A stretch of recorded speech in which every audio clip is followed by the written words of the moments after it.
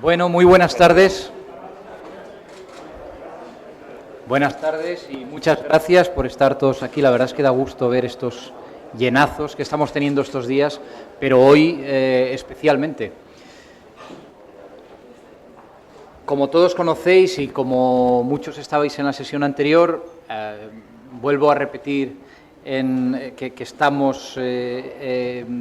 seguimos adelante y ya estamos casi llegando al final. Nos queda lo que queda del día y mañana de esta 27ª edición. ¿Perdón? Creía que me hablaban a mí. Gracias. Como decía, estamos llegando casi al final de esta 27ª edición del Festival Internacional de Cine de Valencia, Cinema Jove, y nos encontramos en uno de los puntos más felices, que es el de recibir a Michel Jenner, que era una visita muy esperada por parte de todo el mundo. Hemos recibido muchísimas llamadas y correos electrónicos y mensajes a través de las redes sociales preguntando cuándo llegaba Michel. Nosotros íbamos diciendo que al final, y la verdad es que todos, supongo que muchos estaréis aquí, todos respirabais muy contentos porque algunos hablabais de que era el mejor broche para esta edición del festival. Quiero decir que, Michel está aquí con motivo del premio Un Futuro de Cine. Esta mañana, en un encuentro con medios de comunicación, hablábamos del por qué el premio Un Futuro de Cine para Michel Jenner, y recordábamos que además se cumplen 20 años se cumplen 20 ediciones del premio Un Futuro de Cine, que recibieron en el pasado pues desde Gabino Diego, Ariadna Gil, Elena Naya, Silvia Bascal, Marta Etura, Fele Martínez, más recientemente Natasha Yarovenko o Carlos Areces. ¿Qué pretendemos con el premio? Porque algunos medios dicen en ocasiones que el premio impulsa carreras. Realmente nosotros sabemos que el premio no impulsa carreras, no podemos ser tan pretenciosos. Lo que sí hacemos es fijarnos en actrices, como en este caso, o actores que nos han llamado poderosamente la atención con sus interpretaciones en el cine, aun cuando sus carreras, su filmografía aún es corta. Hablando de cine, me estoy refiriendo. Es el caso de Michel Jenner, o es el caso, como este año se cumplían esos 20 años, hemos querido celebrarlo con 2 premios, Un Futuro de Cine. José Mota, como conocéis, lo recibió a principios del festival, aunque José Mota lleva muchísimos años demostrando es algo pretencioso también, mostrando su talento a través de la televisión. Cambia a otro medio distinto que requiere otra manera de trabajar y, sin embargo, y aunque ya había tenido otras apariciones en el cine, este año nos llama poderosamente la atención con su interpretación del personaje de Roberto en La Chispa de la Vida, la película de Alex de la Iglesia.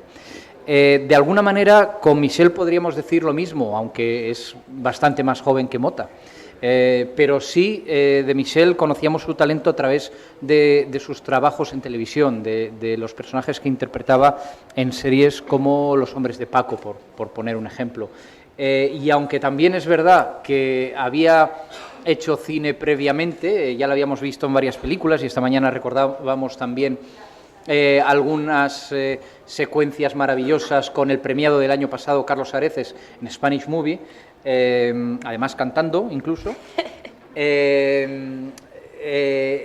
cierto que este año especialmente nos ha llamado la atención el trabajo de Michel. ¿Por qué? Porque hemos visto en poco tiempo en las pantallas españolas 2 películas completamente distintas, que no tenían nada que ver la una con la otra, interpretando 2 personajes también absolutamente distintos, en registros absolutamente diferentes y además con directores que no tienen nada que ver el uno con el otro y probablemente con sistemas de trabajo que también son distintos. Luego podremos adentrarnos en ello, trabajar con Moncho Armendáriz en el caso de No tengas miedo, o trabajar con Nacho Vigalondo en el caso de Extraterrestre. Agradezco también, como hacíamos antes... ¿Va a hacer una comparativa o qué? ¿Va a poner, sí, se trata de esto. ¿Vas a puntuar a los dos? Sí. Me voy yo, te dejo tranquilo. No, agradezco mucho también la presencia de Nacho, porque los que habéis estado en el encuentro que antes hemos tenido con él a propósito de la sección Cuadernos de Rodaje, ya habéis escuchado cómo Nacho hace un esfuerzo por estar con nosotros después de haberse cruzado arriba y abajo los Estados Unidos y prácticamente por su casa ha pasado a dejar una maleta y coger otra, a darse una ducha, algo así, y directamente se ha venido aquí después de un periplo largo, ¿no? Mi novia está muy enfadada así conmigo. Porque he pasado por Madrid y no... Ya. No ha dado tiempo. Ya. No, ha sido como... Esto es... Pero vamos, que ¿Vamos queda a hacer algo? Pues está el domingo ya, para volver a Madrid a media tarde y ya está. Tampoco vamos a hacer un drama. No os quiero hacer sentiros culpables ni nada. Me estaba sintiendo muy mal. No, Rafa. Espera, tú nunca deberías sentirte culpable por nada en lo referente a mí, porque solo me has dado felicidad a lo largo de nuestras vidas. Bueno, espero que esto no lo oiga tu novia. Después de mi novia, está mi novia y luego estás tú. Bueno, pues, Y luego Michelle. Todo es muy complicado. Bueno, pues más o menos este es el propósito del encuentro. No puntuar a Nacho y a Moncho, pero sí conocer cómo trabaja Michelle, según en qué casos, cuáles son sus expectativas en cuanto a qué es lo que a ella le llena de hacer cine, aunque estamos en un foro de encuentro cinematográfico, por supuesto, y más en el caso que nos ocupa, no hay ningún inconveniente en hablar de televisión. Son medios distintos y por lo tanto nosotros normalmente no mostramos los trabajos de televisión, pero lógicamente en la medida en que las personas que vienen a estos foros han tenido carreras tan importantes en el mundo de la televisión y las siguen teniendo y las seguirán teniendo, el encuentro es muy abierto. Insisto en la idea de antes, lo importante de estos encuentros y por lo que nos empeñamos en ellos es porque para nosotros tiene mucho sentido que en un festival de cine no solo se puedan ver películas y hacer otras cosas que se pueden hacer a lo largo del año, sino que tengáis la oportunidad de tener tan cerca a sus autores, a los actores, a los directores, a los guionistas, en estos días pasados a los compositores de música para cine, que se pueda establecer esa fluidez de diálogo y de aquí todos podamos salir más enriquecidos conociendo mucho mejor todo aquello que nos atrae del mundo del cine. Con lo cual yo no digo nada más, solo intervendré de vez en cuando para, no sé, para pedir a lo mejor que se baje una voz o un café, pero bueno, a partir de este momento yo no sé si Michelle quiere empezar diciendo algo o si abrimos ya la batería de preguntas.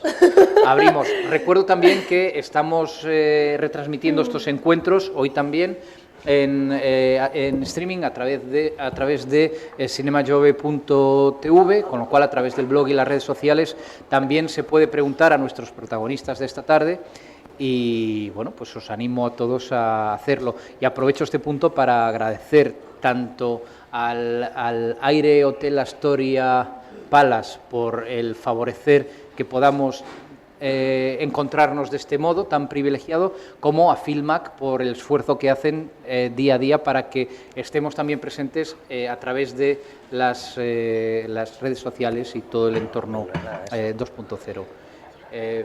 Sin más, pues si hay alguna pregunta podemos empezar.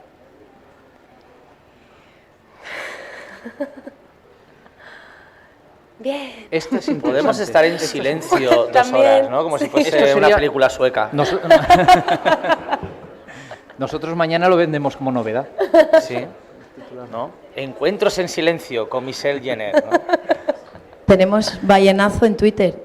Entonces, igual es por la cantidad de tweets que hemos recibido de preguntas y hay ballenazo, que eso significa que se ha paralizado, pero a nivel mundial y no nos llegan.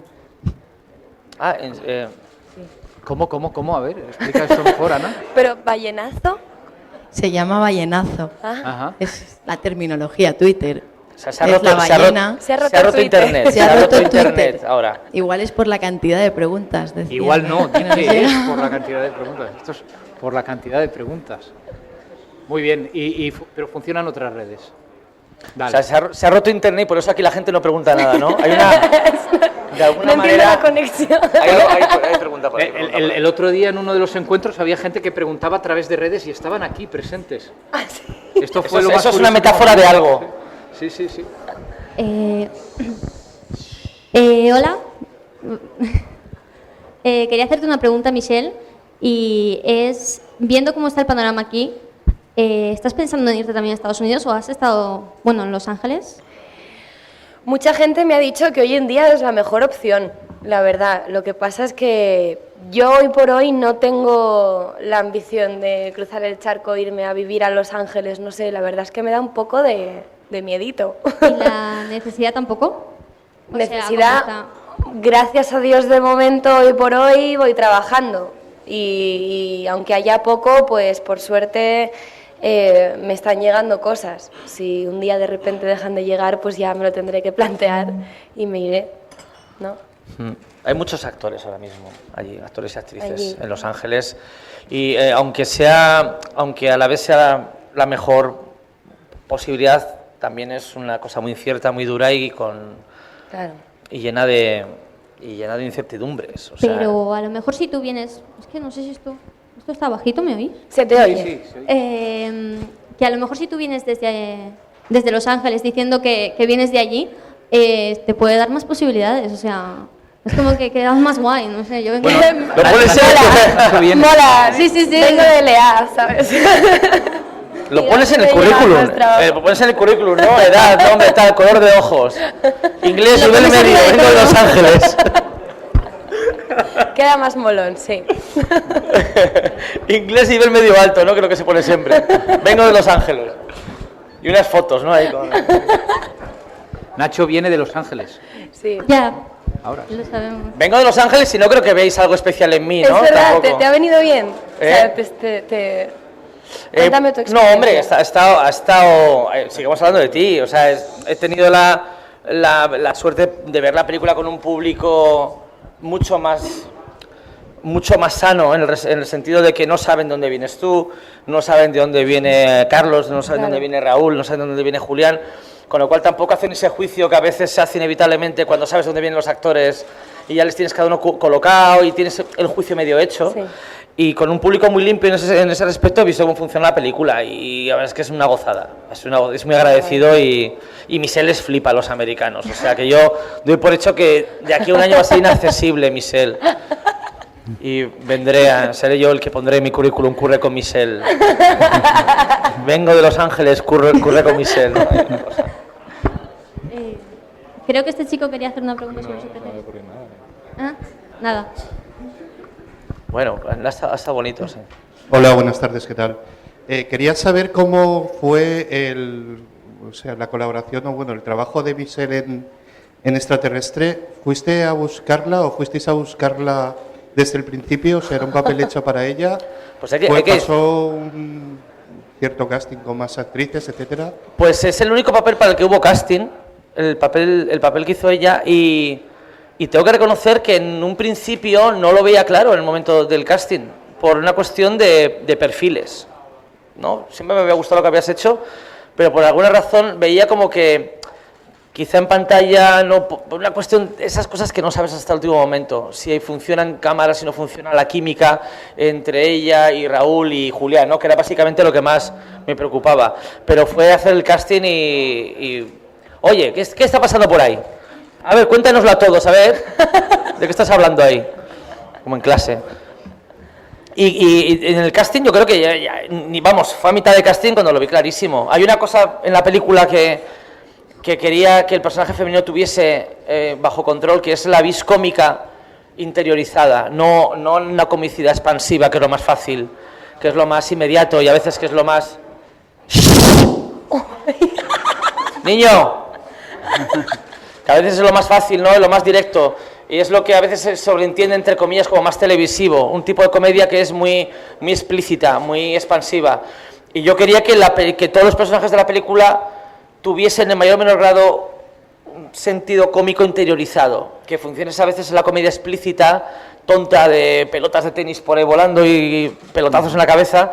Pero luego también secuencias en las que la comicidad no está basada en la línea de diálogo, por ejemplo. Hay secuencias enteras en la película en las que no hay humor en el guión, pero quería que estuviese en la pantalla. Pues a través de elementos más sutiles, la mirada, la interrelación física entre los personajes.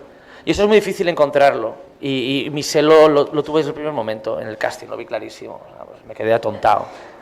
Se nos quedó una cara de tontos a Julián y a mí cuando ya se fue, ¿no? Digo, oye, qué bien, ¿no? Qué guay. O sea que así fue. Y eso.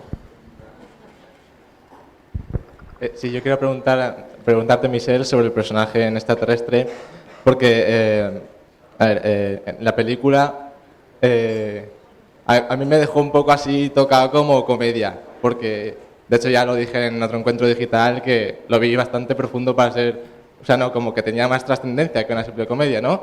Y en el personaje de Michelle, pues lo vi, es un poco comparable a...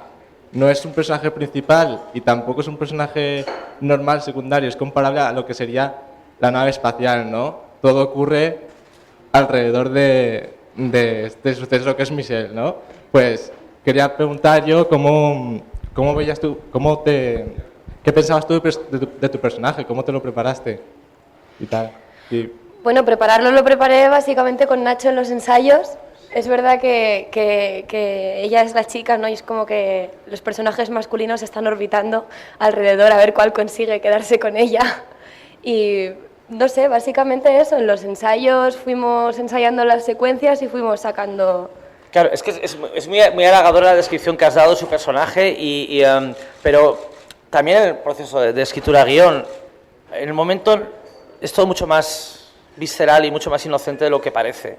O sea, cuando estás escribiendo una película, cuando la estás rodando, cuando la estás ensayando, estás haciendo lo que crees que es correcto en un momento dado, y luego ya cuando la película está terminada es cuando ya realmente la reflexionas, ¿no? Cómo funciona esto por aquí, cómo funciona por allá. Y no tenemos ese tipo de conversaciones profundas en el desarrollo. Pero creo que no pasa nunca. Yo creo que es así. Sí que hablamos en un momento, sí que cuando nos hablamos en los ensayos de que cualquiera de los personajes de la película podía ser entendido como el malo en un momento dado. Ningún personaje iba a ostentar el papel de protagonista bueno, sino que todos los personajes iban a patinar y todos los personajes iban a ser culpables de algo. Claro. Y queríamos darle ese tratamiento a la película, ¿no? En un momento dado es legítimo que te caiga bien el personaje de Michelle y en un momento dado es legítimo que te caiga mal, porque en un momento dado es caprichosa, tendenciosa, es vanidosa en cierta manera. En el momento en el que marea al personaje protagonista y él también marea a otros, o sea que en ese sentido sí que éramos conscientes de que no íbamos a hacer una comedia con una estructura clásica, pero al nivel que estás diciendo, pues hombre, es muy halagador, ¿no? Esa interpretación. Sí, bueno, pero es que, a ver, yo lo que veo en el personaje de Michelle es que todos como que tienen un propósito, ¿no? Pero ella está insegura. Todos quieren algo, van a por algo, tienen intenciones. Tú comprendes al personaje como si fuese una persona. Pero en el caso del personaje de la chica, de Julia, pues es como que es como otro ovni, como un panorama en el que se sitúa todo lo demás, ¿no? Porque ella no está segura de nada. Su propósito también, como el del resto de personajes, yo creo es quedar bien por encima de todo, pase lo que pase, salvar el culo, con perdón. Eso es lo que más le importa a ella, quedar bien, que el novio no se entere, no sé. Además creo que lo chulo de la peli es que están más interesados cada uno en sus cosas que en una invasión alienígena. Eso está ahí como en un segundo plano. Lo que les importa a ellos es lo que está pasando ahí. Tu personaje tiene las únicas preguntas respecto a la invasión alienígena, porque cuando ve el ovni por la tele dice cómo es de grande, que es una chorrada como una catedral, ¿no?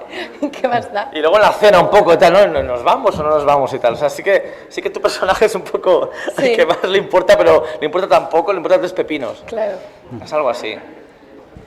En cualquier caso, por hacer una precisión, una comedia no tiene por qué ser boba ni vacía ni nada de esto, igual que puede ser un drama bobo y vacío. Es decir, decía Jardiel que el humor es una cosa muy seria y nosotros lo suscribimos y estamos convencidos, ¿no? Sí, yo creo que, por ejemplo, también cuando nunca haces una película diciendo voy a intentar que no sea boba, sino que directamente quieres hacer algo que no estás enfrentándote no estás enfrentándote al género, sino que directamente, por una cuestión visceral y por una pulsión que es un chorro de energía que pretendes que vaya a algún sitio, y dices, voy a hacer una película que sea así.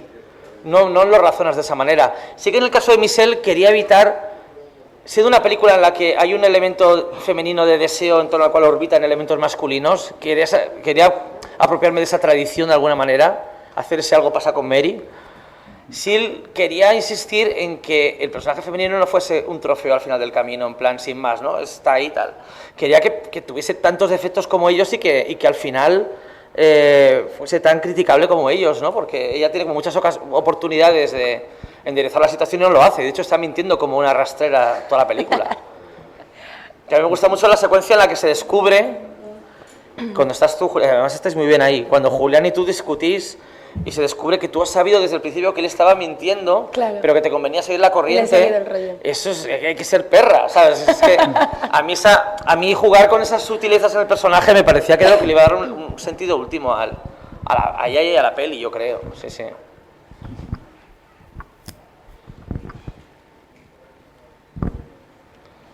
Me encantan Hay esos tipos varias, muertos, ¿no? hay Que se una ve ahí foto detrás con esos y golpes aquí de delante micro. hay otra. No, perdón un segundo, que está pasando el micro hacia allá y ahora retomamos aquí delante. Hola, bueno, esta pregunta va para Michelle. Bueno, yo soy John, soy actor y estoy empezando ahora a hacer cosas como actor. Entonces me gustaría que me dieras una recomendación a mí y a compañeros como yo que estamos empezando ahora, tal y conforme está la situación ahora en el cine español. Paciencia. Paciencia, si realmente es lo que te gusta, no tirar la toalla, pero vamos, hay que asumir que la cosa está muy mal y que está muy difícil, muy difícil. No sé quién me dijo una vez que decían, si quieres ser actor, cómprate una silla, porque es que esto es cuestión también de esperar y esperar hasta que un día llega. Pero es verdad que si ya de por sí es una profesión difícil, en los tiempos que corren todavía más. Pero yo no sé, yo como para mí ser actriz es mi ilusión, nunca la he perdido y sé que nunca la perderé, aunque de repente las cosas me vayan mal. Entonces siempre es lo que les digo a los otros actores que estáis empezando, que si es lo que os gusta, no sé, cursos de interpretación, lo que sea, pero no tirar la toalla. Gracias.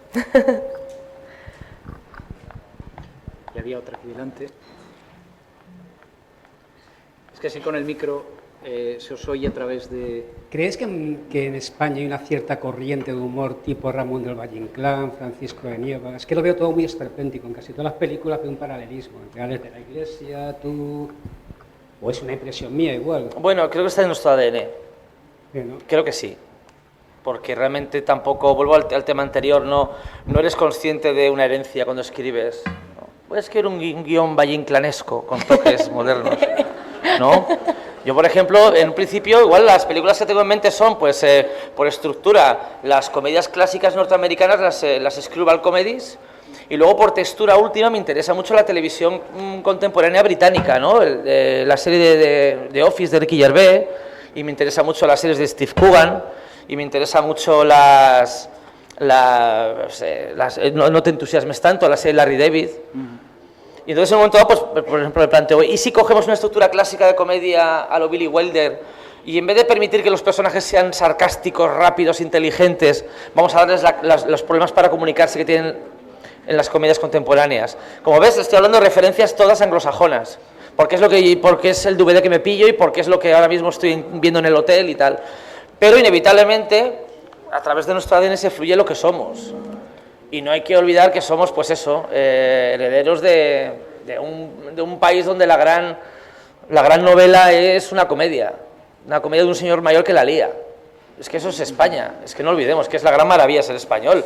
La gran novela británica es Shakespeare, la gran novela norteamericana es el detective chandleriano, la gran novela rusa es Dostoyevsky, la gran novela española es un señor mayor que está por ahí con un burro ahí liándola malamente, o sea, que es que el Quijote es eso, es un señor que va por ahí tropezando y pegándose con unos, luego le pegan, no sé, si tiene hambre, es que es lo que somos, yo creo, es que no se puede evitar tampoco.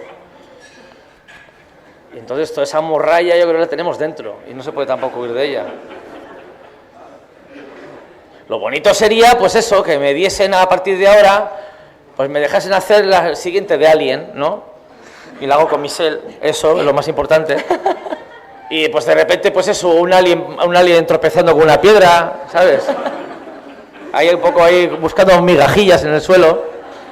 ¿De qué haría yo? Pues tú, yo creo que el alien ese que sale del pecho, te empequeñecemos un poco, te ponemos unas prótesis. Vale. Y sales ahí como, ¿no? como espléndida, ¿no? Vale. Pues he visto Prometheus y tú hubieses hecho muy bien de la protagonista de Prometheus. Sí. Sí. Sí, además lo pensé viéndola, ¿eh? Dice, esta gilipollas no está al lado de Michelle. Sí, bueno, Michelle, enhorabuena por tu premio. Y Gracias. como actriz de doblaje, ¿con qué personaje has disfrutado más poniéndole voz y a qué actriz o personaje te hubiera gustado ponerle tu voz? El que más me gustó fue Josué de La vida es bella, porque también es una de mis películas favoritas, creo que es maravillosa y me gustó mucho doblar esa peli. ¿Y a cuál me hubiera gustado? Pues no lo sé. No lo sé. Hombre, por cuestión de trabajo, a una actriz americana que trabaje mucho, ¿no? Eso me daría a mi trabajo, pues una Angelina Jolie, una Nicole Kidman, algo así, estaría bien. Ahí hay una mano. Sí, ahí también. En este punto recuerdo que lo comentábamos esta mañana que se estrena Tadeo Jones, ¿cuándo? El 31 de agosto. Ah, mira. Donde nuestros dos premios Un Futuro de Cine de este año comparten cartel, porque son Michelle y José Mota quienes Sí, ponen sí, las ponemos la voz. Allí. Bueno, tengo un par de preguntas. Una primero para Michelle. ¿Qué sentiste al leer el guión de Extraterrestre? Como extraterrestre, naves, choques, balas, y después te lees una comedia romántica Claro. con giros y cosas que no son lo que parecen hasta el final. Hombre, yo tenía claro que me iba a gustar, porque que no me oiga, pero me declaro bastante fan de Nacho. Yo había visto Los Cronocrímenes, fui al estreno y me entusiasmó. Y claro, en un primer momento me dijeron, es como de ciencia ficción, y dije, ¿cómo? Pero vamos, sabía que siendo suya iba a estar bien, y lo leí y me gustó muchísimo. Me reí mucho leyéndolo y me encantó el personaje y el resto de personajes también, y me encantó. Bueno, tengo otra pregunta. Otra. ¿Los guiones, Miguelondo, los escribes en Word o en PDF? ¿En Word o No, qué? es broma, es broma. Magnetic Me Field. parece una buena pregunta. Ah, vale. En Celtics. ¿Cómo? En Celtics. Ah, muy bien. En Celtics. Está gratis. Vale. Otra, la canción de Magnetic Field, Sí. al final de la peli, la elegiste tú, me parece muy buena elección. Hombre, es la canción que habíamos puesto como referente para buscar una canción. Por tono, tiene un tono agridulce o melancólico que me gustaba mucho. No es una canción feliz, abiertamente, pero tampoco es triste, no es dramática. Por textura se pega muy bien al... Agridulce, ¿no? ¿Eh? Agridulce. He dicho agridulce, ¿eh? No, que he dicho ya agridulce. Ah, vale, vale. Si me interrumpes... Vale. Si me interrumpes, que sea para poner un adjetivo nuevo. O sea, no tiene sentido que me interrumpes para hacer un adjetivo que ya he puesto. No le deis más café. ¿Eh? Fíjate, además con la cucharilla en la mano. No, y la pusimos como referente y luego vimos que no era tan cara. Y dijimos, pues qué demonios, ya está. Pacadín. Eran generosos los Magnetic Fields y nos permitieron, ¿no? Nos dejaron por un precio bastante majo, o sea que adelante. Y otra pequeña pregunta.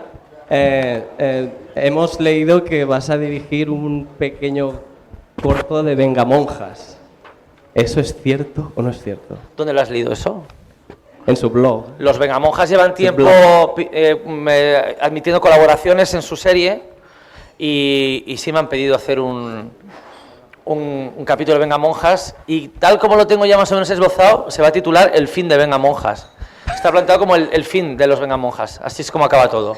Cómo rompen los Vengamonjas y cómo se va toda la mierda. Muy bien. Pues Ya no cuento más, porque eso es... Vale, gracias. Sí, puede pasar hacia aquel lado el micrófono. Y luego pone tabaco guapo.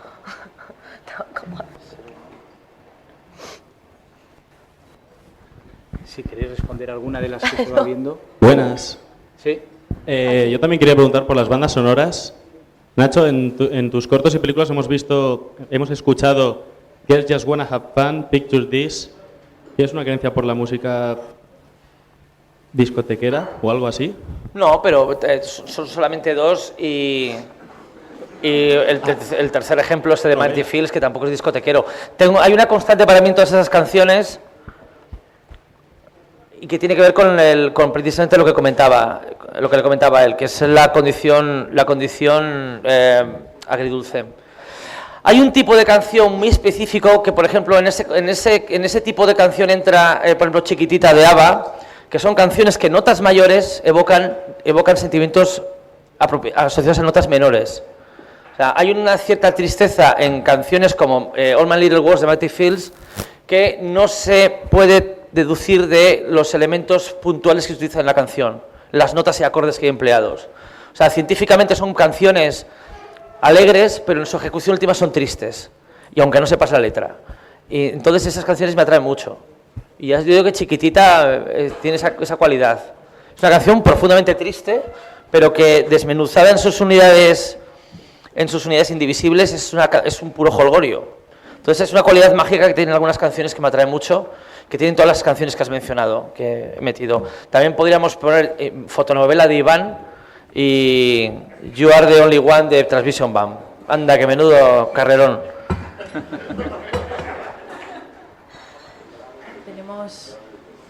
Tenemos preguntas desde redes sociales, desde Twitter para Michelle. Y Peter Parker pregunta, quiere que Michelle nos cuente... ¿Cómo era el de antes? Zumo de talento. Es que mi pregunta es zumo de talento, ¿no? ¿Qué dice Peter Parker? Quiere que nos cuentes cómo ha sido para ti trabajar a las órdenes de Vigalondo. Vaya pregunta. Tengo que contarlo. Me voy un rato al baño y vuelvo. Me voy un rato al baño a mear zumo de talento y vengo. Pues mira, ha sido Peter Parker. Ha sido muy divertido, muy ameno. Ah, no, que la cámara es esa, la del... Muy interesante. Claro, ¿a quién le contesto esto? Allí. Peter Parker es él. Peter Parker. Ha sido muy divertido, ha sido muy ameno, ha sido muy interesante. He aprendido mucho. Fue muy intenso el rodaje porque fueron muy pocos días para mucho trabajo. Pero si no llega a haber buen rollo en esta película, acabamos todos matándonos los unos a los otros porque estábamos encerrados en un piso sin puerta en el lavabo y era una situación complicada. Pero Nacho es muy buen director. Es que tirándote flores aquí, ¿sabes? Pero ¿Tú has hablado bien de mí? Jolín, claro que sí. Entonces sí. Ahora, igual me voy en serio, ¿sabes? Que no. Que es muy buen director, no sé, es muy buen director y lo hace todo muy fácil. Aunque a veces dirija con un palo de madera. Sí, la leyenda del palo, sí. Es en serio, dirige con un palo de madera. Sí, es que es así. Sí. Pero eso es. Es un palo de escoba. Es un palo de escoba a la que se enroscó la escobilla. Te lo juro, es así, ¿eh? No hay más. Él dice que es para dar mejor las indicaciones, pero yo creo que es porque le da más autoridad. Cuando ya nos desmadrábamos todos un poco, agarraba el palo. No, pero las dos funciones son compatibles. Pero yo es que una cosa que defiendo mucho, cuando tienes un palo y tienes que, por ejemplo, apuntar una dirección de miradas, ¿no? Por ejemplo, tienes que ir en esa dirección, es mucho más fácil coger el palo y como si fuese un palo de billar, apuntar el punto concreto sin tener que irte hasta allí, levantarte y tal. Sí, que sí. Que toda la maniobra. Y luego aparte sí, me gusta tener un palo en la mano y reconozco que una parte de mí pues le mola pues señalarte con un palo donde tienes que ir, ¿no? Mira, Michelle, para allá, ras, ¿no? Pues soy de pueblo. Yo soy de pueblo, yo vivo entre vacas, entonces... Bueno, vivo entre vacas. Bueno, sí, vivo entre vacas porque hay gente que conozco que ha atropellado vacas con una moto, o sea que soy de pueblo y tener un palo en la mano para coordinar y manejar y llevar las reses al matadero, pues está bien, hombre. No, tiene una función real, no es parecer un loco con un palo en la mano, vamos. Tenemos otra pregunta. Hola, una pregunta para los dos. El tema de las redes sociales, igual que pues un escritor tiene que disciplinarse y escribir 4 horas al día o 5 horas al día o 6, el actor tiene que ensayar lo que sea, el músico tocar, tal. ¿No os consume muchas horas? ¿No? ¿Tenéis que dedicarle cada día X horas a atender todas las peticiones, todos los contactos que intentan por las redes sociales?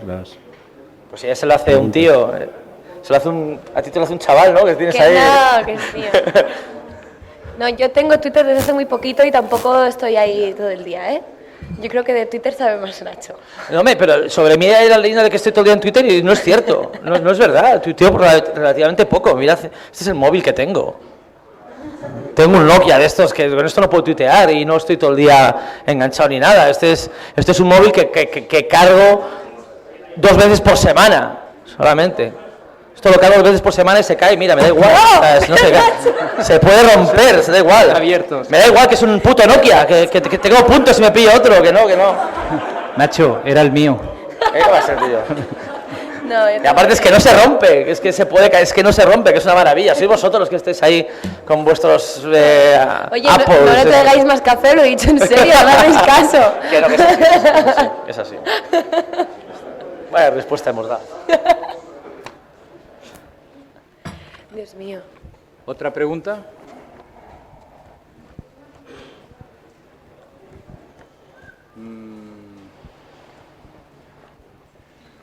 Pues aquí delante. Yo quería preguntar, en la película extraterrestre, las escenas así que son en la calle, ¿eso eran decorados? ¿Eso era la calle que vaciasteis para hacerlo? Ya, pues eso es una respuesta muy dura. Esta también me la hacían en Estados Unidos y la respuesta es triste porque, exceptuando la calle que hay enfrente del piso, bueno, que en realidad no está enfrente del piso donde rodamos, hicimos un truco de montaje del montón. La calle es la calle en la que rodamos enfrente del piso, es la única calle en Malasaña donde no puedes aparcar motos, no se puede aparcar nada. Entonces lo que hicimos fue rodar creo que fue un domingo, en el que la gran preocupación era conseguir cortar la calle San Bernardo, que es donde desemboca esta pequeña callejuela. Entonces, sin permiso ni nada, claro. Entonces teníamos, como el movimiento de cámara abarca desde un extremo a otro de la calle, la complicación era tener gente cortando los límites en los dos lados. Entonces es delicado en San Bernardo, que es una calle central de Madrid. Y luego las demás calles, aquí viene lo triste, son calles que realmente ya están vacías de antemano. En el cinturón que rodea Madrid de barrios víctimas de la burbuja inmobiliaria.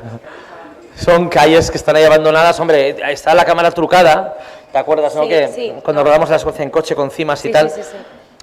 Por ejemplo, la cámara está en un punto en el que esa señal de tráfico está tapando una furgoneta que hay detrás. O sea, sí que hay trucos, pero lamentablemente no es muy difícil cortar esas calles. De hecho, yo volví a ese rodaje muy embajonado, porque era enfrentarte un poco a la realidad en su más crudo esplendor, vamos. ¿Te acuerdas? Además, en aquella época estaba el Mundial y veías una bandera española en un balcón de 1000, ¿no? Que era como, veías que es casi peor, ¿no? Un poco de vida en un rincón y aquello era como algo, como un último aliento, ¿no? Antes de morir. ¡España! Esto es lo único que nos queda, ¿no? Ya. No, pero se puede aprovechar Puto mundial, ¿eh? Se puede aprovechar bien, ¿no? Así... Sí, bueno, que está bien. Recomiendo rodar películas apocalípticas en Madrid. y películas en las que las calles se quedan vacías. ¿No? Ahora puedes hacer abrir los ojos de Amenábar, lo de la Gran Vía. Chupao, eso. ¿Más preguntas? Aquí hay una. Aquí. Perdón de antemano por la pregunta, porque tengo que reconocer que es un poco friki. ¿Quién escribió todas las pelotas de tenis del equipo? Porque hay mogollón. O sea, Las de Julia Folla con Julio, pues por la pobre gente de arte. Sí. Chano, tenemos un equipo de arte que además es que son adorables. Sí. Perú y Jaime, que se llaman Chano y Peligroso. Son el equipo que se llaman así, el equipo que tienen de arte. Porque llega un momento en todos los rodajes, al menos conmigo, en los que tienen que hacer algo chano y peligroso. Entonces, por ejemplo, ellos no solamente son los que han escrito Julia fuera con Julio en las pelotas, sino que son los que las lanzaban desde a través de las ventanas, porque eso no era un cañón de verdad, sino que tenían que ellos lanzar, pero cuidado, que no vale lanzar la pelota que traza una curva, como si, no, lanzarlas y que vayan rectas para allá, ¡fish! ¿No? Entonces, bueno, pues el pelotazo que te dan a ti te lo lo hacen Chano y Peligroso. Chano y Peligroso escondidos en la ventana tirando pelotas ahí. Sí. Tengo una pelota yo de recuerdo.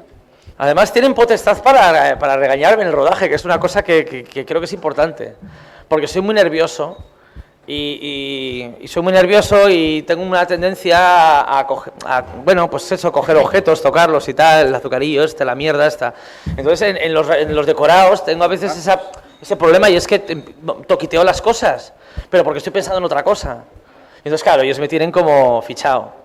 Y entonces me echan unas rascas acojonantes. Por los racos. Entonces mi autoridad... Por el racor, claro, que a veces soy yo el que se carga el racor. Entonces me tienen como bien fichado y mi autoridad se va por los suelos. A veces porque en mitad del rodaje me echan la rasca. A ver, Migalón, ¿dónde está aquí? La consola Wii esa, ahí no está donde debería estar. ¿La has tocado tú? No, yo sí. No se puede trabajar contigo, tal. Yo, bueno. Y ahí es cuando coge el palo para volver a... Ahí el palo se me viene abajo. Ahí viene el palo que valga. Ahí el hombre alfa se convierte en alfalfa. Sí.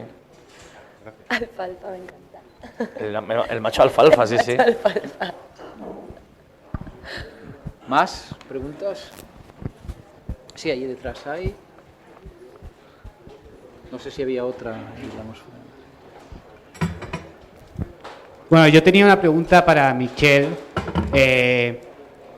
A ver, por el hecho de ser una chica guapa, ¿no? De tu belleza... Gracias. Bueno, de nada. Es verdad, ¿eh? Ahora que lo dices... Es verdad, no es una valoración personal, lo digo Sí. por la opinión general que se escucha por ahí. Supongo que habrán habido algunas críticas, ¿no? Que te habrán tratado a lo mejor como que eres una chica florero, ¿no? Dentro del cine. Entonces, me gustaría saber si más allá de que estas críticas estén acertadas o no, ¿te preocupa eso? O sea, tú intentas un poco quitarte esa imagen, ¿no? O sea, ¿cómo lo llevas todo eso? A ver, yo evidentemente me di a conocer al gran público con un personaje que era pues un poco Lolita, un poco la chica mona, ¿no? Entonces creo que si eso es lo que llegó, quiere decir que lo hice medianamente bien y que di la imagen que tenía que dar. Es verdad que el físico, evidentemente, en un actor o una actriz siempre influye a la hora en que te cojan para una película u otra. No, o sea, por el que tengo, no, ni más ni menos, vamos, yo no me considero ni guapísima ni nada de eso. Para algunas películas me ha venido bien ser como soy y para muchas otras no, pues porque buscaban un perfil más latino, un perfil, una chica con curvas. Chicas con bigotón. Chicas con bigotazo. bigotón, pues tampoco. Entonces, el físico algunas veces te ayuda y otras no. Pero creo, cuando a veces la gente me pregunta si tenía miedo a que me encasillaran en ese tipo de personajes, creo que las cosas que he ido haciendo después han sido muy diferentes y no han tenido nada que ver. Por ejemplo, el personaje de Silvia en No tengas miedo se aleja, vamos, años luz del personaje de Sara en Los hombres de Paco. No tienen nada que ver y pues creo que es una manera de demostrar que puedo dar otra imagen que no sea esa. Pero gracias. Vale, gracias. No sé si igual has leído alguna crítica que hacía esa aprobación. No. Tengo la suerte, es una suerte, el haber paseado la película durante todo un año por festivales internacionales. En ningún país se ha hecho una valoración de este tipo. La verdad es que yo me intento, dicen que el nacionalismo se cura viajando. Las críticas de mierda también te las superas viajando también. Hay un tipo de crítica y valoración que es esclava de la cercanía y la proximidad y el entorno vicioso que a veces hay cuando ves muy próximo al director y a los actores, los ves como muy cerca y a veces pues bueno, pues hacen valoraciones personales que sencillamente cuando sales afuera no están. Entonces bueno, haciendo una media te quedas bien. Lo digo porque a veces me ha pasado de leer cosas abiertamente misóginas en las críticas que a veces me ponen un poco nervioso. Pero nada, te das un paseo por ahí y ya está, se te pasa. Claro, yo por eso, por ejemplo, ahora hace poco, tú que estás en Twitter, supongo que te habrás enterado de lo que ha pasado con Sara Carbonero, ¿no? Eso es una puta mierda, eso es un machismo, o sea, eso sí. Por eso mismo yo, teniendo a Michelle aquí, pues tenía curiosidad por saber qué una posible afectada de ese machismo, ¿sabes? ¿Qué podía pensar de todo eso, ¿sabes? Por ahí va mi pregunta. Sí que se nota, evidentemente, o sea, y comentarios también hay siempre, pero bueno, ahí estás tú demostrando, pues eso, con las películas que eres más que eso. Mi trabajo es ser actriz, entonces, o sea, para mí lo de menos es lo de fuera, digamos. Claro, está bien. Pero a lo mejor por eso mismo, ¿por qué tienes que demostrar tú más, sabes, que otras? ¿Por qué? Pues porque vivimos en un país que todavía es profundamente misógino. Ya está, es que es así.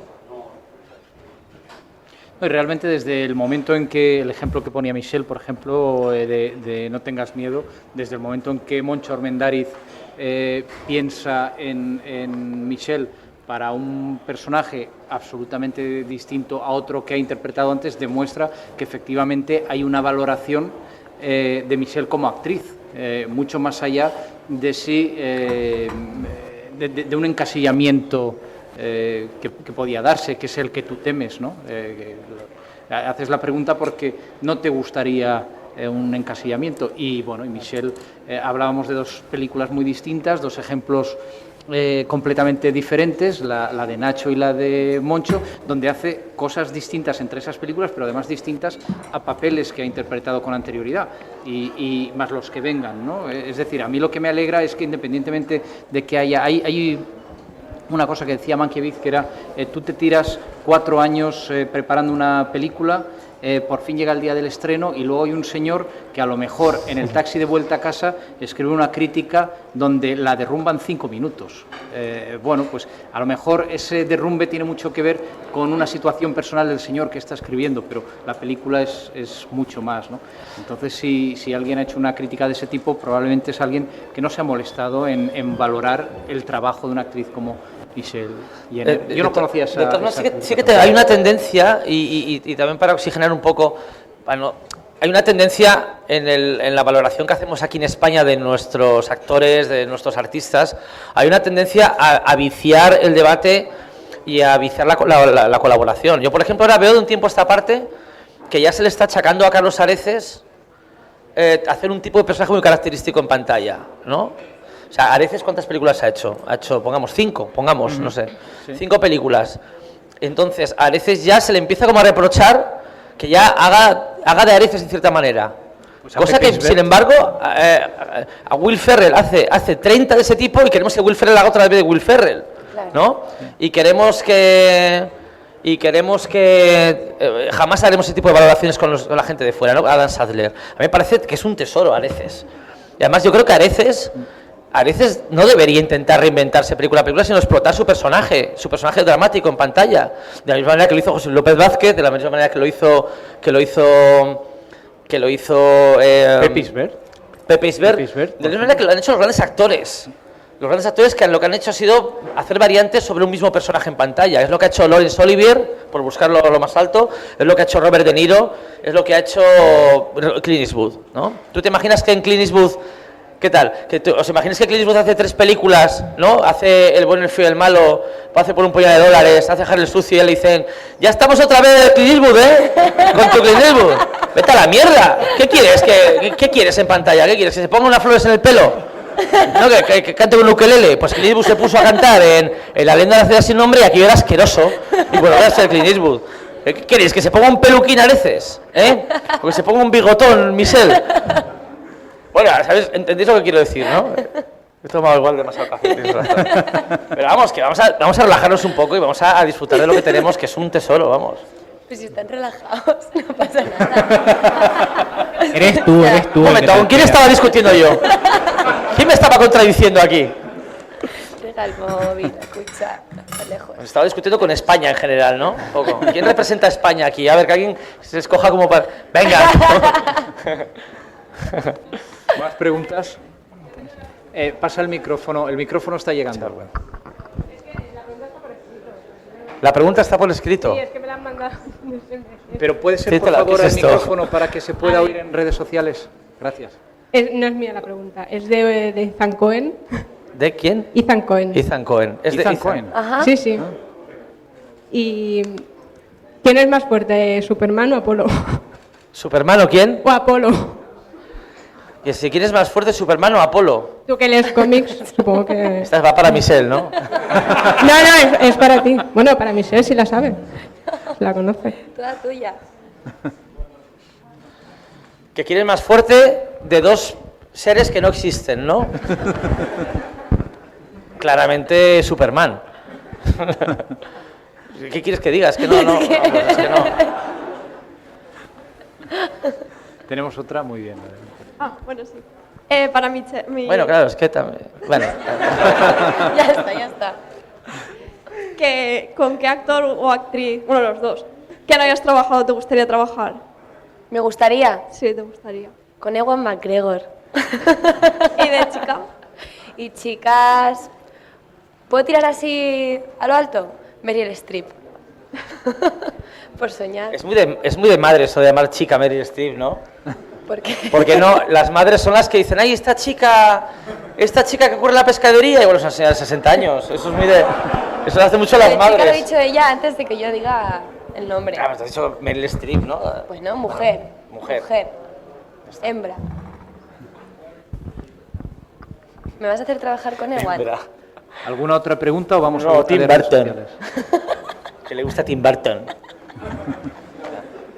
Tienes una pregunta aquí detrás de la columna llena. ¿Os deja meter morcillas o es muy controlador dramáticamente? Si os deja meter morcillas a la hora de interpretar o controla mucho la parte dramática. Bueno, nos dio también así un poquito de libertad, pero también ya, sobre todo en los ensayos, yo creo. Una vez ya lo tienes todo ensayado, ya es lo que luego haces allí en el rodaje, pero sí. No te pregunto a ti porque te poquito, conozco, sí. ¿Eh? Que no te pregunto a ti porque te conozco la respuesta. ¿Qué respuesta te voy a...? ¿Qué respuesta? No, hombre, no. Él sí con lo de Superman o...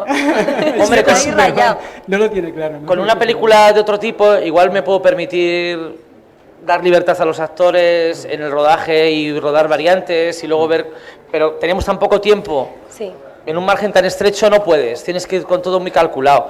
Pero lo que sí que era importante era ensayar con ellos y añadir al guión de rodaje todo lo que pudiesen ofrecer en el momento. No solamente por texto, sino también por actitud, por presencia en pantalla. O sea, que sí que, yo creo que sí que han improvisado, pero no en el rodaje, sino que de una forma que podía ser provechosa después. Pero luego el rodaje fue chupado en ese sentido, ¿eh? Tengo que decir que ojalá me tirase flores diciendo qué difícil fue domar tal, pero hay que decir que en este caso el rodaje fue... En concreto, Michelle, está chupado dirigir a Michelle, es una cosa que me da hasta vergüenza. Ahora que lo has dicho, ¿cuál ha sido el actor que más complicado te ha resultado dirigir? Ala. ¿En general? Sí, en todo lo que has hecho, en todos los que has dirigido. A Nacho Vigalondo. Hombre, imagínate ese papelón. Pero el que más te ha costado dirigir. El que más me ha controlar costado dramáticamente. No te sabría decir ahora, porque he tenido suerte hasta ahora. Sí. Hombre, por ejemplo, no fue... Por ejemplo, el trabajo con Carla Lejalde con los crímenes fue muy complicado, porque incluso en el set de repente saltaban paradojas. De un momento, ¿cómo es posible que yo esté aquí y a la vez esté allí? Porque cuando yo estaba allí, en realidad estaba aquí detrás, ¿no? Claro. Y el rodaje fue en ese sentido duro, porque de repente, mitad de la noche a las 5 de la mañana, había que pararlo todo porque efectivamente aquí había una lógica que fallaba, ¿no? Estas luces deberían estar encendidas o apagadas, porque aquí se supone que mi personaje no espera hasta tal señal para encenderlas, y aquí supuestamente ya están encendidas, pero esto está pasando antes que... Pero esa dificultad tiene que ver más con la logística de la película que con el trabajo con Carra. Claro. Y yo hasta ahora he tenido suerte y creo que no he tenido dificultades en ese sentido. Pero porque creo que, y yo creo que al haber sido actor sí que tienes esa preocupación extra. Yo creo que cuanto más compartas con un actor antes de rodar, cuanto más le comuniques, cuanto más le hagas partícipe de todo y cuanto más Cuanto más herramientas tengas para cubrir su posible inseguridad, yo creo que más razonable es el rodaje después. Yo creo que hay que el trabajo del actor hay que respetarlo sobremanera porque, aunque hay mitologías acerca de que dirigir actores es como, en realidad el actor es la persona que entrega su físico para representar tu película. Y es la primera persona que va a sufrir si la película es una mierda. Y en ese sentido yo creo que hay que respetarle sobremanera y comunicarle todo lo que sea comunicable. Y darle toda la información posible. Y en ese sentido creo que mi labor como director no es solamente que la película esté bien, sino también es competencia mía que sea un buen rodaje. Yo creo que eso es fundamental. No creo que ninguna obra maestra merezca un mal rodaje. Y aunque sí vuelvo a ver leyendas acerca de directores que consiguen llevar su propósito adelante pisoteando los cadáveres de la gente que trabajan con ellos, creo que eso es una leyenda, más que nada. Dicen que Kubrick, luego ves el rodaje de Kubrick, imágenes del rodaje y están todos ahí, sabes que tampoco, sin que eso tampoco sea, un buen rodaje tampoco es síntoma de que las cosas no sean tan firmes como en otras circunstancias, o sea, hay que rodar mucho en muy poco tiempo y creo que es posible hacer eso, cumplir el plan sin volvernos locos, yo creo, ¿no? Yo creo que en el rodaje no tuvimos ningún día así. Bueno, sí, hubo un día jodido. Se alargó un poquito. Sí, el último día aquel, sí. Pero tú te libraste un poco porque tú estabas mirando ahí. Claro.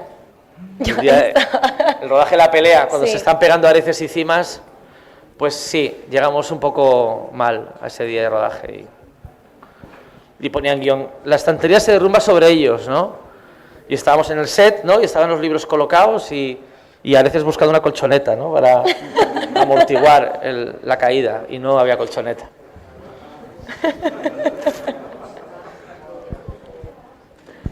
Pero ahí tú llevaste la mejor parte, yo creo. Ahí sí. Que era mirar con la cara, que no tienes que interpretar mucho por lo que era el momento aquel. Y con Chemi. Hostias, qué bueno, claro, los que no conocen a Chemi.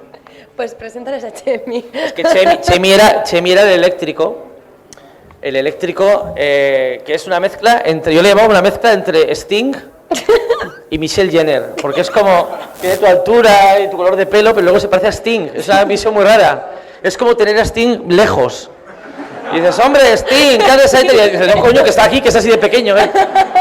Y es maravilloso, es una persona que está siempre sonriendo, Sí.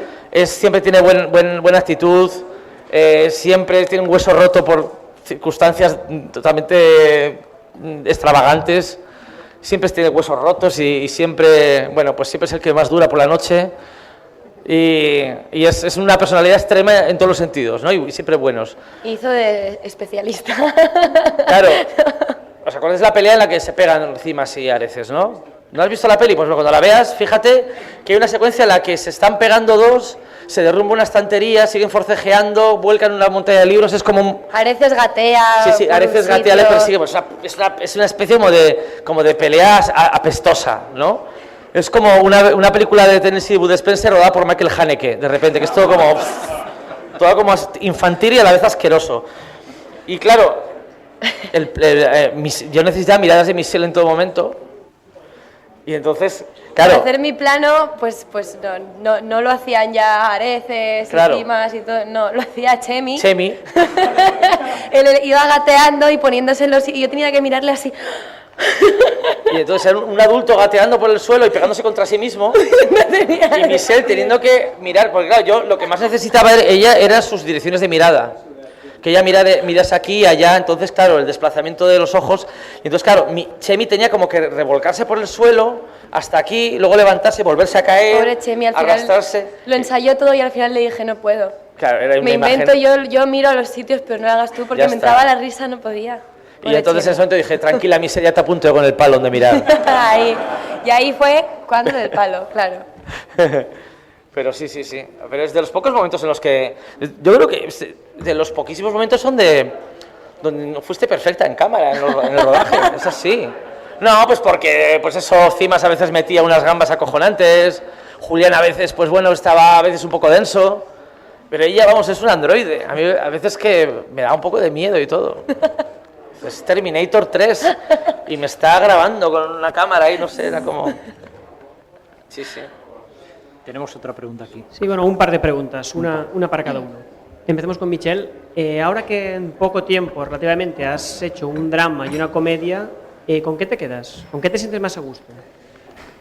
Pues eso me lo han preguntado esta mañana y a gusto no me siento con nada, porque de hecho creo que eso es muy importante en este trabajo, que no te sientas a gusto del todo, porque si estás a gusto del todo es como que ya está todo hecho y ya significa que no te estás preocupando por dar lo mejor de ti. Entonces creo que es importante sentirte siempre un poquito incómoda.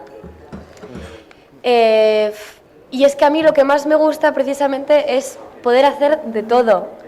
O sea, me gusta hacer un drama, me gusta hacer una comedia, me gusta hacer personajes que no tengan nada que ver los unos con los otros, porque esto es lo bonito de este trabajo, yo creo, hacer papeles y personajes tan diferentes y jugar a ser personas que no tienen nada que ver las unas con las otras. Y podías hablar del género que quieres tocar con más urgencia también, ¿no? Porque te lo estás cayendo no sé por qué. Pero ¿tienes novedades? Estoy en ello, esto es lo que puedo Es que Nacho me ha prometido que vamos a hacer un musical. Pero sí, pero me lo ha prometido hace ya mucho. Pero él también aprovecho sale. siempre para dejar Él también testigos, ¿sabes? Nacho también canta en el musical. Ya lo ha hecho. Por eso lo digo. No creo que nadie quiera, o sea, no, el líder oferta demanda, no creo que nadie quiera verme, ¿no? Bueno, ¿hay karaoke aquí en Valencia? Bueno, no. Y otra pregunta para Nacho, era ver si nos podía adelantar algo sobre su próxima colaboración con Mike Miller. Supercrux, ¿no? Bueno, lo bonito es que el TVO ya está publicado, han publicado ya 3 números en Estados Unidos y mola porque aparece como coplotter, o sea, como colaborador en la trama. A raíz de lo que escribimos juntos hay aportaciones mías que están en el TVO. Y me siento muy orgulloso porque yo siempre he querido, siempre tengo la deuda constante de escribir cómics y lo más parecido, ¿no? Tener eso, o sea, que estoy como, no sé, estoy muy encantado. Y la película no va a ser mi siguiente película, si todo va bien, sería la que haría después. Y es cara, o sea, que es un poco lo que me tiene más abrumado. ¿Financiación española o americana? No, sería americana. ¿Sabéis de qué va, no? Va de un grupo de supervillanos que están hartos de que les cojan siempre los superhéroes, entonces vienen a España porque aquí no hay superhéroes. ¡Qué triste! Lo que pasa es que, claro, vienen aquí a dar un golpe, ¿no? Pero claro, si nos retrasamos en el rodaje, ¿qué golpe van a dar aquí en España? Si ya no queda nada que golpear ya, ¿no? Vienen aquí un poco a qué, no sé, a hacer dibujos en la arena. ¿A qué vienen, Y ya está, La Guardia Civil sale un poquito, pero no, tampoco. No es un retrato social de España. De hecho, el golpe que vienen a dar es un supervillano que se ha retirado aquí a las Canarias y tiene montado ahí una fortaleza. Bueno. Sí, aquí esto es un paraíso fiscal. ¿Cómo se dice? ¿Existe de la misma manera que existe paraíso fiscal, existe infierno fiscal o purgatorio fiscal? ¿Por qué no se utilizan esos términos? Son también fácilmente ubicables. Sí, yo quería preguntar aquí. Es que yo vi Extraterrestre y me pareció que el final era una especie de homenaje a Casablanca, ¿no? En eso estás de acuerdo. Y era por si le dijiste a Michelle con quién se quedaba su personaje, si con Raúl o con Julián, para tenerlo así una especie de su interpretación que fuera con la de Ingrid Bergman en la de Curtis, o no había tiempo y le dijiste hasta el final con quién se quedaba su personaje. No, desde un principio estaba claro el personaje de Michelle con quién se quedaba porque el arco del protagonista estaba muy definido, ¿sabes? Estaba claro que si la película trata acerca de darse cuenta quién es el extraterrestre en la situación, no podía haber otro final. Eso estaba así. Pero lo de Casablanca es curioso porque a veces en las películas encuentras esos ecos sin tú pretenderlo. De hecho, el final es como es porque cuando decidimos que Miguel Noguera iba a ser el personaje de la tele, que originalmente no salía al final, en un principio se quedaba solo, completamente solo Villagrán. Cuando decidimos que Noguera iba a aparecer, decidí utilizar a Noguera más allá de lo que en un principio el guión daba. Y por eso le metí en la secuencia última. Y luego descubrimos que sí, que era Casablanca. Además, no solamente es Casablanca por el diálogo, sino por la circunstancia, por la decisión que ha tomado el personaje, el destino del personaje femenino. O sea, que son regalos que te dan las películas. Hay otro regalo que también tiene la película que me encanta, que es que que son regalos que me ha hecho la película a mí, no son cosas que yo ya haya aportado a la película. Y es que en la primera secuencia hay un momento en el que, además, ahí estás de puta madre, Michelle, cuando él quiere tomar café y tú le das el café y él bebe un poquito y bebe un sorbo y dice, uy, se hace un poco el simpático y dice, uy, está que arde, ¿eh? Refiriéndose al café. En inglés el subtítulo es It's Burning, ¿no? Y entonces tienes un café que está ardiendo y al final de la película tienes un gigantesco café que está ardiendo también. Tienes una taza de café gigantesca que también está ardiendo y en un sentido literal. Estos fractales y estos símbolos, la película los genera ella misma. Pero porque la película es más inteligente que el director. No, es una teoría que tengo muy seria. O sea, creo que las películas son mejores que los hacen. Y lo que, ¿por qué la has incluido entre tus mejores películas cuando es una película que ha sido muy criticada, fue un fracaso en su momento? ¿Y por qué te gusta Tira a Puerta del Cielo, digamos? ¿La viste? No, es que la he empezado a ver muchas veces, pero nunca la he podido ver entera. Por eso. Anda, que vaya pregunta. En un principio iba a escoger otra película de Cimino, que a mí me llega muy cerca ese director, pero cuando vi que estaba disponible el montaje íntegro, una versión restaurada, me parecía una forma de regalar al público la oportunidad de verla en pantalla. Una película que es para mí una obra maestra secreta. La película no es peor para mí que... No diría que esta película sea significativamente peor que El Padrino, ¿no? Por poner un ejemplo de película que está siempre en las listas. Y creo que esa película demuestra hasta qué punto, como espectadores, aprendemos a que algo nos guste y aprendemos a que algo no nos guste. Yo creo que El Padrino, si tuviese una fama de película mala, diríamos que es mala. Es una cuestión que tiene que ver con la educación y cómo funcionamos como sociedad. Las Puertas del Cielo, analizada fríamente, es una película que padeció una oleada de crítica negativa en su momento por cuestiones que la historia ha llegado a traducir, pero en sus aspectos en separado, como es la banda sonora, la fotografía, la planificación visual, el trabajo de los actores, es una película soberbia, inabarcable. Lo que pasa es que el mundo se decidió que era mala. Y de hecho la versión que muchos habéis visto es una versión recortada que es significativamente peor. Pero es una cosa decidida. Luego la película es buena. ¿Qué pasa por ahí atrás? A ver, Llorens. Llorens está ahí a tope.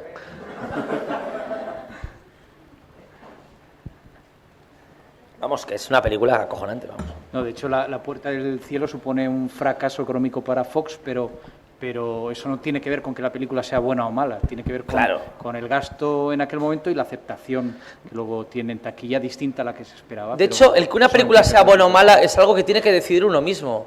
No decidir, tiene que traducir uno mismo.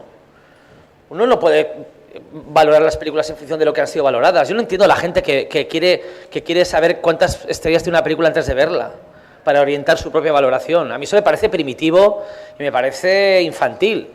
Es mucho mejor ver la película con las suficientes herramientas como para construir un juicio nuestro.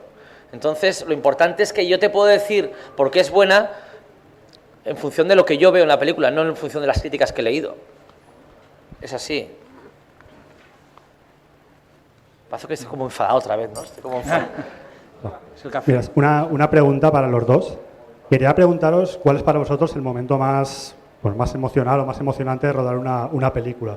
No sé si preparándola con el guión o el trabajo actoral, cuando llega la escena, el clímax, o después cuando todo ya ha acabado y ya uno está más satisfecho, ¿no?, del trabajo realizado.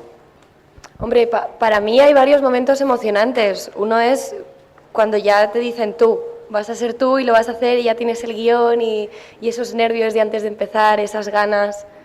Y el primer día también es un momento emocionante, ¿no? Cuando ya estás ahí con todo el equipo, vas a empezar, sigues con los nervios. Y también evidentemente es muy emocionante el último, cuando ya en estos rodajes que son tan intensos, que estás tantas horas con todo el equipo, te haces ahí una familia que ves más que a tu familia. Y siempre es muy emocionante porque has compartido muchas cosas y de repente ya, igual que es todo muy rápido cuando se junta, igual cuando se separa, entonces siempre es emotivo. Para mí rodar es lo que más me gusta. Es una cosa que además he ido aprendiendo a que me guste rodar. En un principio me daba pánico me gustaba tener la película acabada, no tener que estar haciéndola. Y el rodaje para mí era un trauma porque era una disciplina muy complicada, pero a día de hoy es lo que más me gusta y lo que más disfruto. Y la cara de tonto que se me queda cuando hemos rodado una buena secuencia es algo maravilloso. Y yo he tenido días con vosotros que me volvía a casa con la sonrisa tonta, ¿no? Me mandaba emails llenos de amor. Zumo de talento, ¿no? Estaba bebiendo zumo. Era como si alguien estuviese vertiendo zumo de talento sobre mi cara. Y había secuencias, pues por ejemplo, la conversación que tenéis nocturna, Julián y tú, después de que os habéis deshecho de Areces, ¿no? El que tu personaje de repente gira misteriosamente. O una secuencia muy fácil de rodar, pero que era muy agradecida en pantalla, que es cuando ella está durmiendo y Villagrán hace girar la cámara 45 grados para enfocarla a ella antes que al ovni. Pues estabas viendo en pantalla todo ya compuesto y al ser una secuencia únicamente física era fácil de rodar, tampoco exigía un problema para ninguno de nosotros, pero notabas la magia de la secuencia ya construirse en pantalla. Y entonces era una gozada, la verdad. Ahí te quedas muy atontado. Y en esos momentos sientes que hacer cine es mejor que follar. Hombre, qué gesto me acabas de hacer ahí, bueno. Sí, parece no una provocación, pero hay veces en que sí. O sea. Buenas. Yo quería preguntarte sobre en Extraterrestre, la última escena, que es cuando están ahí sentados viendo el atardecer, es prácticamente idéntica a los cronocrímenes, cuando también se sientan para ver cómo amanece. ¿Pero no era la Casa Blanca? ¿Qué es esto? No, justo la última escena, que para ti esa escena, ¿qué significa? Que ya van en las dos películas. ¿Qué quieres decir con esa escena? No quieren decir lo mismo, ni tampoco. De hecho, si te fijas, la gran diferencia entre esas dos escenas es que en un caso tienen algo al fondo que ver y en la otra no hay nada, está todo negro. Y una especie como de muralla de oscuridad y no hay nada. Entonces, casi te diría que significan lo opuesto. Pero el hecho de que haya dos personajes ahí en una hamaca son también cosas que no tienes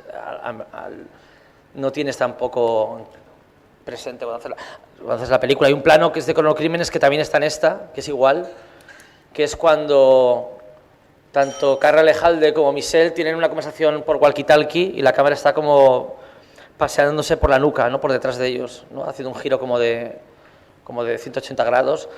No lo pienso, o sea, no estoy diciendo voy a hacerme una referencia a mí mismo para que la gente recuerde que soy yo, sino que es más sencillo, es como que tampoco tengo aquí un catálogo de recursos infinito, entonces bueno, pues a veces es como que... Hombre, también, sí que lo que tienes también es lo del 735, ¿no? Que sí que aparece... Eso sí que es un guiño, sí. Pero eso es un guiño para cuatro locos, ¿sabes? O sea, eso tampoco es... Pero creo que esos son guiños que son detalles, pero yo creo que el lenguaje de la película, ya más serios, ya más en serio, inevitablemente hace ecos, pero porque los hacemos los mismos, ¿sabes? Es que no... Es que en las dos películas hay, fíjate, en las dos películas hay walkie-talkies, en las dos películas hay prismáticos, hay hamacas al final y hay un carricoche eléctrico en el clímax, ¿no? Que es como una especie constante. Algún día alguien hará un libro estudiándome y dirá, Nacho Vigalondo, carricoches, walkie-talkies, hamacas y prismáticos, ¿no? Es todo lo que tengo por dar, es todo. Mi autoría se acaba ahí ya, ¿no? Que está más evolucionado. Bueno, me halaga esa... Hay un croquis también, es verdad. Es verdad. Es verdad que hay un croquis en las dos. Hay un croquis, sí. Sí. Tenemos otra pregunta desde redes sociales, esta vez desde Facebook, y aquí pregunta el cine que nos parió sobre... No es zumo de talento. No.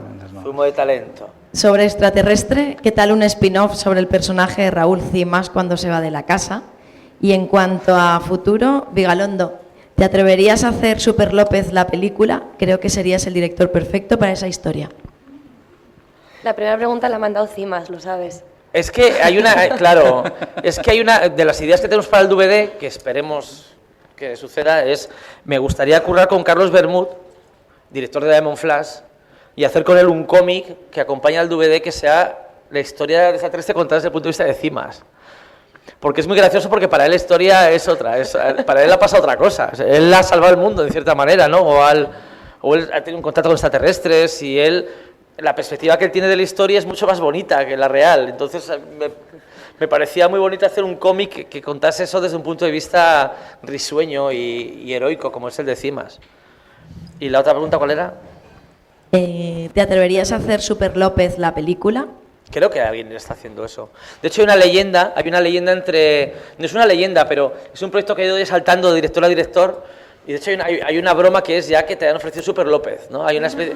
Como que a todo el mundo le han ofrecido Super López, pero a mí no me la han ofrecido, o sea, que conste. O sea, eso de que soy el director perfecto para Super López, creo que esa idea solamente la tiene el cine que nos parió. En estos momentos. Está muy bien que te abaniques con esto doblado, porque antes era muy raro verte abanicándote contigo misma. Era como una cosa como de película de cómo ser Charlie Kaufman, ¿no? Como ser Michelle Jenner, ¿no? Yo quería hacer una pregunta se hace mucha referencia al corto Domingo en Extraterrestres, así que ya es más también intencionada, ¿no? No. Sí, sí, pero vamos, que no... Pero que el problema es que me repito, no que me esté haciendo... la taza se llama Domingo porque sí. No, es verdad, sí. Y otra cosa que quería preguntar es sobre el humor de Mark Miller, que a veces pone algunos tweets, ¿no? Como metiéndose con los españoles en general. Sí, y se mete mucho. Bastante pincha ahí. Sí, como que es bastante bestia. Entonces yo a mí me llama negro, de hecho. ¿Sí? Nigger, a mí me llama Nigger, sí. Niga. Sí. No, pues eso, quería preguntar cómo es tu relación en tema de humor. A mí que se meta con mi identidad nacional no me molesta, pero precisamente porque no soy gilipollas. Entonces, es como que, o sea, es el escándalo porque alguien, o sea, por hacer esos chistes, me parece tan lejano a mí, me parece algo extraterrestre directamente, ¿no? Que alguien se meta con el Betis y que un tío del Betis diga, ¿qué? ¿Sabes? O que se metan con... Sí, es que te mandan o que se metan con tu ciudad o con tu país. ¿Qué más me da? Es gracioso. A ver, se ríe, sí, es gracioso, se ríe, pero claro, tú te preguntas, esto también nos afecta a nosotros, ¿no? Quiero decir, que habrá un montón de gente que esté pensando, esta broma también se han metido conmigo, aparte con Vigalondo, ¿no? Viéndolo por Twitter y tal. Bueno, pero ya... Entonces, no, claro, no, te voy a pensar, ¿qué pasa? Que Vigalondo sí que le hace gracia, se está partiendo el culo en su casa y no... Es curioso porque, por ejemplo, en Escocia, la broma, bueno, en el Reino Unido, la broma que suele hacerse, la broma por la que se nos conoce es que tratamos mal a los animales, es una especie como de cosa constante, y que en concreto que nos tratamos a los burros. Entonces hay un chiste constante allí, que es divertidísimo, porque claro, es como que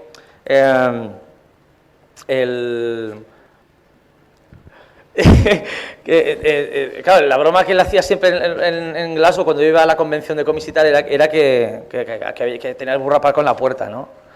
Y yo decía que no era cosplay de Shrek, que ese era mi burro, de verdad, que no. Y que el burro tenía heridas. Y bueno, y de hecho nos sacamos unas fotos para la revista Clint, que él edita, en la que le estoy pegando una paliza a un burro de plástico, ¿no? Que estoy como a puño cerrado. El momento más tenso al respecto fue cuando me presentó a una autoridad importante de la producción en Escocia, y el día ese era San Valentín. Y dijo, oye, hoy es San Valentín, lo has celebrado con tu novia y tal. Dice, ¿cómo hacéis en España? Le partís un burro por la mitad y le regalas el corazón, ¿no? ¿Cómo es esto tal? Y digo, no, dice, no, te estás confundiendo. Yo le dije, no, te estás confundiendo con la fiesta que hacemos en los funerales. Cuando alguien se muere, lo que hacemos es freír un burro vivo y así el alma del muerto puede escalar hacia el cielo, ¿no? Entonces vamos, que está esto el día... sí. ¿Qué más me da? O sea, que... No, quiero decir que me chocaba a mí la relación que tendríais en ese aspecto de Hombre, por supuesto que me meto con los... Yo me meto también con los escoceses porque son unos follacabras, ¿no? Y que están todo el día follando con cabras, pues sí. Pues yo también hago chistes, y él también hace chistes, pero precisamente desde donde no se puede hacer ese tipo de humor es desde el racismo real. Precisamente porque no somos racistas podemos reírnos de todo eso. No, lo que a mí me dejaba así un poco era que si realmente tú no le hacías chistes a él, no sé, como que si era todo el rato él... Claro que hago chistes. Él, y él soltándote de todo, y tú estabas ahí, jaja, no sé. Pero sí, no, me lo has respondido. Si es que lo más... Digo que esa era la duda que tenía yo.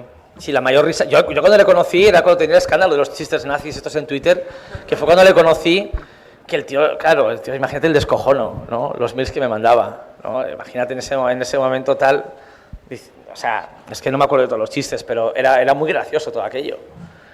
Yo, de hecho, era muy liberador hablar con alguien con cabeza que sabía reírse de todo aquello, en vez de la gente primitiva, ¿sabes? Es como cuando en España había líos con el tema de los franceses y el...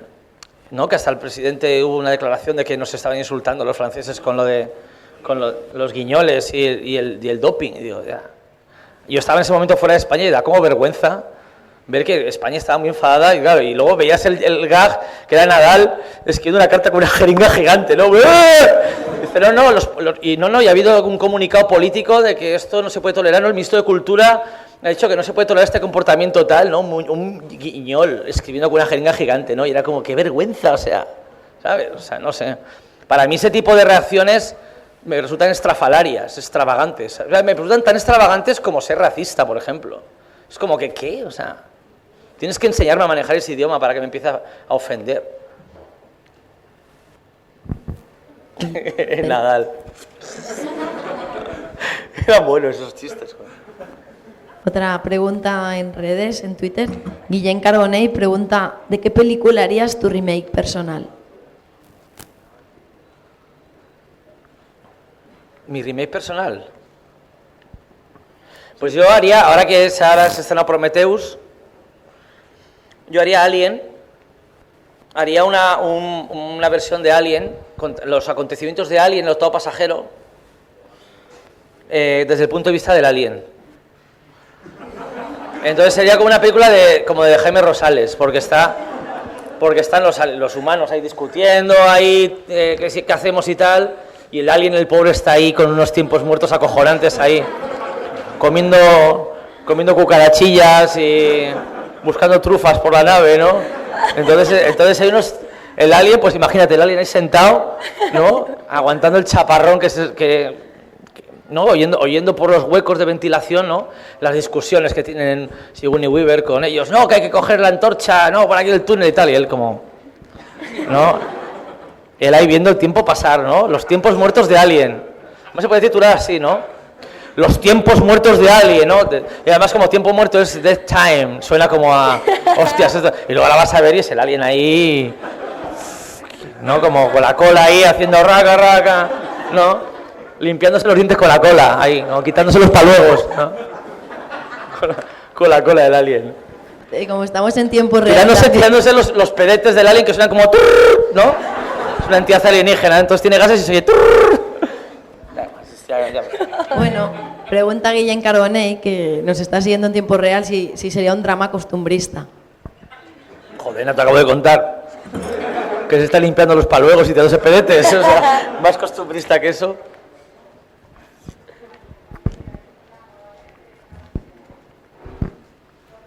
A ver, la pregunta es para Michelle. Antes has dicho que no tenías la necesidad de viajar a Estados Unidos, ¿no? A trabajar. Pero ¿te gustaría que te ofrecieran papeles en Francia o en Italia? Porque creo que tus orígenes son franceses, ¿no? Sí, sí. Por supuesto, sí. Y en cualquier parte, o sea, allí también, evidentemente, puedo ir a hacer una película, dos, volver. O sea, lo que hablaba antes es como ya... imaginándolo así para largo plazo, ¿no? Pero a mí me encantaría trabajar en Francia, claro, a mi madre le gustaría todavía más, que la francesa es ella, pero sí, me gustaría mucho, claro. Es que he visto actrices muy buenas españolas que, por ejemplo, en Estados Unidos no han hecho buenos trabajos, sin embargo, en España Francia, sí, o en Francia o en Italia, en otros países sí que han hecho muy buenos papeles. Sí, a mí me encantaría. ¿Verdad? Pues nada. Eso de Hollywood como el destino... ¿no? El destino último superior es como una paletada en cierta manera también. Y punto. Y punto, es una paleta, o sea que sí, ¿no? Que tienes un... Sí.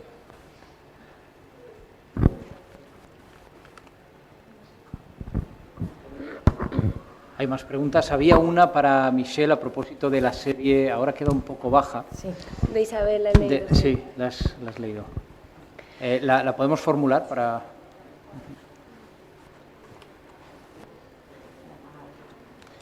Bueno, más o menos que sí. Bueno, Isabel, pues sí, hemos hecho la serie sobre Isabel la Católica, la primera temporada entera. pero desgraciadamente con el tema recortes está parada y guardada. ¿Dónde era? Allí, ¿no? Es que no sé, no sé a quién contárselo, es por contárselo a alguien. Pero está guardada en un cajón. Y nada, pues esperemos que en cuanto se pueda emitir, que es muy bonita y está muy bien hecha y tiene muy buena calidad, y también pues seguir con la segunda. Ya. Esta mañana en la rueda de prensa contabas algo muy interesante a propósito de cómo habías preparado el personaje y la etapa que cubre la primera temporada. Sí, la primera temporada es desde que Isabel es niña con 14 años o por ahí hasta que es coronada reina. Y entonces, claro, pues la primera abarca eso, la segunda temporada abarcaría ya la conquista de Granada. Y se tiene que hacer. Ya, sí. Se tiene que hacerse y se tiene que ver, que es muy bonita. Está muy bien hecha. Pregunta también dónde. Era Andrea Black quien hacía esta pregunta. Y pregunta también dónde podrá verse. Hombre, en principio Televisión Española. Ya, esa es la idea, claro. Está hecha para Televisión Española. Sí, está hecha para Televisión Pero Española. se puede resolver, porque claro, hay problemas de presupuesto, imagino, ¿no? Claro. Pues nada, pues como es Isabel no creo que estuviese en el frente, en la invasión de Granada, pues que esté ya como eso, los tiempos muertos de Isabel la Católica. No, contratadme a mí, que tengo yo ideas para abaratarlo todo. Buscar patrocinadores, ¿no? Las ensaladas Isabel. Isabel la Católica, el atún. En una secuencia ahí comiendo Atún Isabel presenta, Isabel comiendo atún, ¿no? Hay un personaje histórico que yo quiero que haga Michelle alguna vez, ¿te acuerdas, no? Sí. Que es, hay un personaje histórico que además es una mujer fuerte, es una mujer con personalidad, es un poco la Madame Curie española, ¿no? Que es un personaje que no se ha explorado y que creo que le puede dar no sé cuántos Goyas, ¿no? ¿Cómo puedes llevarte varios Goyas tú como actriz por un personaje? Pues bueno, pues es un personaje femenino muy potente que es María Moliner, que es la única mujer del mundo que tiene un diccionario, ¿no? Entonces, joder, una mujer que dice, no, voy a tener un diccionario de la ala, ¿no? María Moliner, ¿no? Una pasión por definición, ¿no? Y entonces, no sé cómo murió María Moliner, pero quiero contar un poco cómo, pues eso, Michelle ya pues un poco con arrugas y tal, pues un poco llegando al final de su vida y llegando a la Z, ¿no? Como que no conseguiré una carrera contra el tiempo, ¿no? Pero el musical que estás preparando no será este, ¿no? Hombre, ¿verdad? un musical sobre María Moliner no estaría mal, ¿eh? No. Otro. ¿Cómo sería, no? O sea, ababol, abertura, abominable. Muy bien, ¿hay más preguntas? Madre mía. Pues Yo dentro de poco te pregunto que si puedo ir al lavabo, ¿eh? sí, pues enseguida hay una última pregunta y con esta cerramos. No sé yo, ¿no? Buenas. Te quería preguntar, es para Nacho. A ver si al lavabo. Puedes irte al baño. Ya sí que poco me espero. No, o sea, a ver, bueno, lanzo la pregunta. Que en el guión, cuando escribes el guión, si lo tienes ya totalmente cerrado lo que va a pasar, o dejas, como por ejemplo en Extraterrestre, que es bastante de personajes, de hablar, si conforme vas escribiendo los diálogos vas desarrollando también más, puedes llevar hacia otros caminos al personaje. No sé si me estoy explicando. Dices, pero no hablas del Si rodaje, tienes hablas de la escritura. No, hablo de la escritura. Sí. En el guión. Hombre, tienes una idea clara de... En este caso, por ejemplo, es que Cronocrímenes tenía el problema de que era... Esto los americanos tienen un término que es plot driven, ¿no? Que Cronocrímenes era un laberinto en el que estaba el personaje movido por la trama. De hecho, no había más personajes. Todos los demás personajes, aparte de Carra en Cronocrímenes, no tienen dimensión emocional, son piezas del puzzle. Entonces no tienen identidad emocional hasta el punto de llegar a considerarse personajes. Y todo es una especie como de trampa constante. Mientras que aquí la propuesta desde un principio era hacer lo contrario, que los personajes fluyeran y que todo fuese por su culpa y que todo fuese consecuencia de ellos. Entonces, claro, pero tampoco hay una deriva, tampoco la historia puede acabar de cualquier manera, sino que es una tensión muy curiosa entre dejar que todo fluya con naturalidad y luego conseguir que al final las piezas acaben completándose de un modo específico. Entonces no es una respuesta muy buena porque en realidad es un punto intermedio entre las dos. Y creo que he aprendido haciendo este guión a dejar que los personajes fluyan dentro de unos límites. Creo que me ha ayudado de cara a lo que estoy haciendo ahora, quiero pensar, vamos. Y la otra pregunta era, ¿a quién, o sea, para decidir al director de foto con el que trabajas? O sea, ¿es porque ha colaborado siempre? O sea, ¿y qué referencias visuales le das? Si colocas tú la cámara o la coloca él, o si es una cosa... Es que en el caso, yo, por ejemplo, con John Díez, que es que en realidad el equipo somos muy familiares, o sea, me gusta repetir con la gente con la que me siento bien y me gusta que haya un ambiente familiar en el rodaje, y con John Díez he trabajado desde 75. Y lo que tenemos es un entendimiento muy grande desde el principio, no tenemos por qué... No tenemos que hablar demasiado, más que con un par de referencias lo entendemos todo, ¿no? Por ejemplo, una película que tuvo en mente John Díez para la fotografía extraterrestres y que fue una decisión que tomamos conjuntamente y apenas casi inmediata fue la de Un hombre sencillo, la de los Coen, en gama de color y en tal. Y luego lo que hacemos siempre es, soy muy maniático con el encuadre, soy muy puntilloso con el encuadre, pero luego con las masas de luz y con la distribución de colores y tal es el que tiene la voz cantante. Entonces yo necesito cerrar muy bien el encuadre y el movimiento de cámara, pero vamos. Le dices hasta la óptica que pone, o él te lo o ya tú lo... Sí, la óptica, claro, pero creo que no... creo que es competencia del director. Creo que el director tiene que saber cuál es el encuadre y cuál es la óptica. Esa es mi teoría. No creo yo que sea justo delegar eso en otro. Y no tienes manías, por ejemplo, hay algunos directores que el 32 es su óptica estrella, luego que no le gusta mover la cámara en ciertos, otros que para un levantamiento siempre te meten una grúa. ¿Tienes alguna manía de Creo que no cada tener película manía? merece replanteárselo todo. Creo que cada película tiene una naturaleza distinta y hay que tratarla de forma diferente, ¿no? Es como, sí, no sé, ¿cómo te diría? Iba a poner un ejemplo, pero no funcionaba. Iba a poner un ejemplo, pero muy malo. ¿Qué te parece decir que te iba a poner un ejemplo muy malo y entonces no decirte nada?